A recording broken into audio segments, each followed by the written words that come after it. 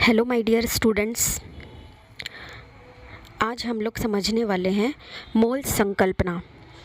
ये मोल संकल्पना जो है ये आपको क्लास 10th 11th 12th यदि आप साइंस लेके पढ़ते हैं तो और आगे कॉलेज में भी हमेशा ही काम आती है, प्रैक्टिकल्स में भी काम आती है, कॉम्पिटिटिव एग्ज़ाम में भी काम आती है।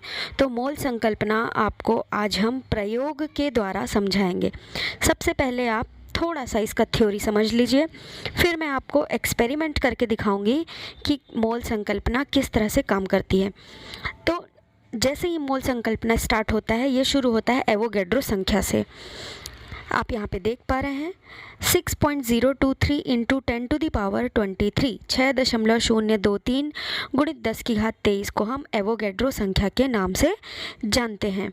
ये एवोगैड्रो संख्या जो होती है यह 1 मोल के बराबर होती है।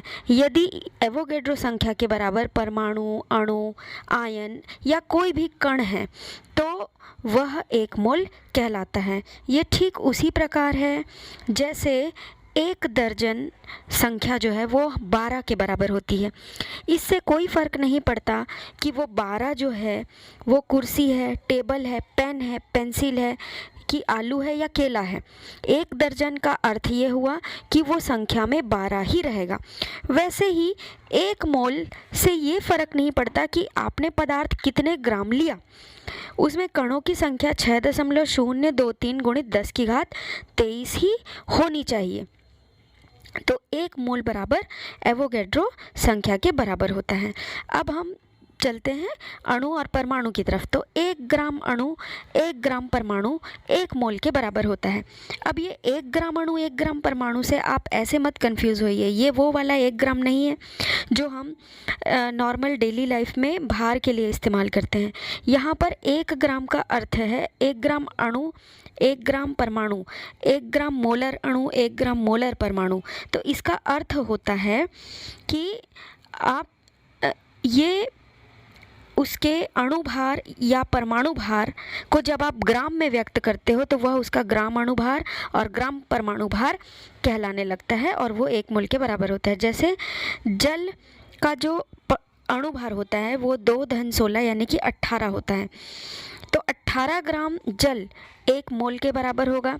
ठीक वैसे ही कार्बन डाइऑक्साइड का यदि आप अणुभार निकालें तो कार्बन का 12 होता है, ऑक्सीजन का 16, यहाँ पर 2 ऑक्सीजन है तो ये हो जाएगा 12-32 यानी कि 44। तो यदि आप 44 ग्राम लेते हैं तब कार्बन डाइऑक्साइड का 1 मोल होगा। अब यहाँ पर आप देख पा रहे हैं कि जल है तो 18 ग्राम में ही 1 मोल हो जाता है, लेकिन कार्बन डाइऑक्साइड है तो 44 ग्राम में 1 मोल होता है। तो ये ऐसे कैसे हो रहा है इसे हम इस एक्सपेरिमेंट से देखते हैं। तो यहाँ पर आप देखो एक एक्सपेरिमेंट है जिसमें एक वॉश बॉटल लिया है, प्लास्टिक की बॉटल है, इसमें जल भरा हुआ है। ये 2 चाइना डिश लिए हैं। ये जिंक सल्फाइड है, मॉलिक्यूलर मास 97.5। ये एक बोरोसिल का बीकर है 250 ml का, स्पैचुला, और ये अमोनियम क्लोराइड 54.5 इसका मॉलिक्यूलर मास है। सबसे इम्पोर्टेंटली ये एक डिजिटल वेइंग मशीन है। ये देखिए मैंने इसे ऑन किया, 0 दिखा रहा है अभी। ये जैसे ही मैं इस पर चाइना डिश रखती हूँ ये उसका वेट बताता है। यहाँ पे एक टेयर का बटन होता है जिसे हम प्रेस करते हैं तो वहाँ पर बाहर ये 0 बताने लगता है। फिर हम इसमें आसानी से टेयर करने के बाद, जैसे यहाँ पे मैंने बीकर को रख दिया, फिर इसे टेयर कर देंगे और फिर अब मैं इसमें 18 ग्राम जल लूँगी।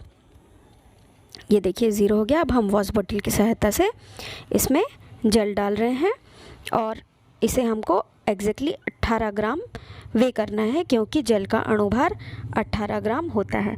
यदि हम 18 ग्राम जल ले लेते हैं तो इसका अर्थ ये हुआ कि हमने 1 मोल जल लिया। इसमें H2O के 6.023 गुणित 10 की घात 23 अणु होंगे। तो यहाँ पर हम इसे एग्जैक्टली 18 ग्राम वे कर लेते हैं सावधानी से। अगर ये एक्स्ट्रा हो जाए तो ड्रॉपर की सहायता से उसे हम कम कर लेते हैं। तो यहाँ पर हमें 18 ग्राम इसे वे करना है।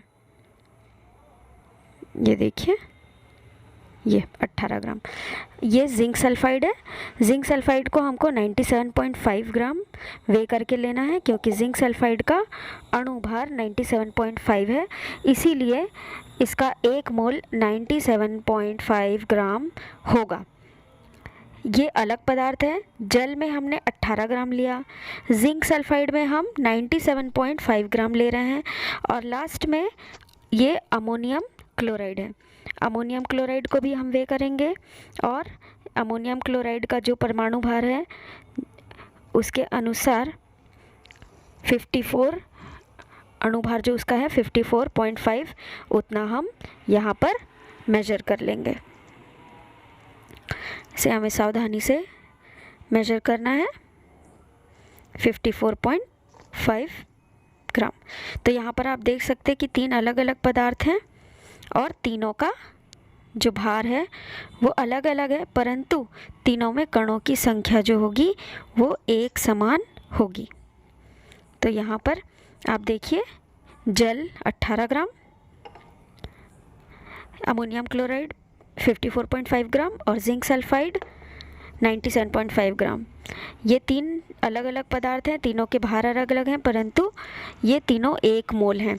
तो इस प्रकार हम देख सकते हैं कि 3 अलग अलग यौगिक के लिए 1 मोल का भार ग्राम में अलग अलग है, परंतु अगर हम उनके अणुओं की संख्या देखें तो वो एक समान रहेगी, एवोगैड्रो संख्या के बराबर। तो इस प्रकार आई होप मोल संकल्पना आप लोगों को प्रयोग से बहुत अच्छे से समझ में आया होगा।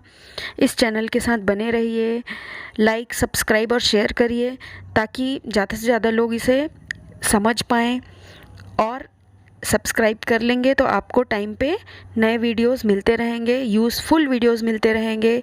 So keep watching. Thank you. Have a nice day.